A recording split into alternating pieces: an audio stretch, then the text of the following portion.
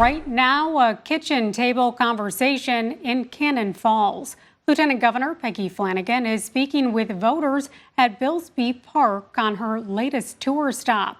That's where we find KIMT News 3's Evan Berg joining us live. Evan, the event was scheduled to start at 5 but was delayed. How's it looking right now? Jess, as you can probably see behind me a little bit of ways, Lieutenant Governor Flanagan's just wrapping up the kitchen table talks right now, and there were over 36 people from Cannon Falls and some of the surrounding communities who came out to talk to her today. Some of the topics they talked about included things like Medicaid, tariffs, and water quality. And there was a lot of discussion that was had throughout the past hour here, despite that late start. But no matter what the issue, though, there were a lot of passionate people who showed up to give the governor, Lieutenant Governor, their 2 cents about what she could be doing better across the state and, if her recent bid for the Senate works out, across the country.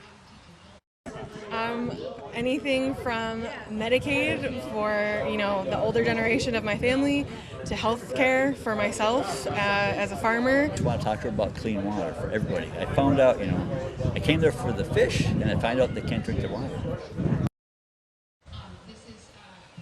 This stop right here was one of over 15 she's made since this March when she announced her campaign.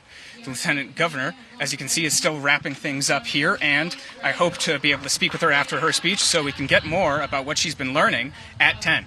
Live in Cannon Falls, Evan Berg, KIMT News 3. Evan, do we know how long this meeting is scheduled to go, how long this conversation that she's hosting? I talked with her campaign staff. The original plan was for this to be a little over an hour. Obviously, there were some delays, so we'll see how long it ends up going. But I'll be keeping track of that, and I'll be able to report back a little later. All right. Thank you so much, Evan. The Lieutenant Governor is one of several politicians running for Senator Tina Smith's seat. That's after Smith announced she's not seeking re-election. Other candidates include Republican Royce White and Democrat Angie Craig.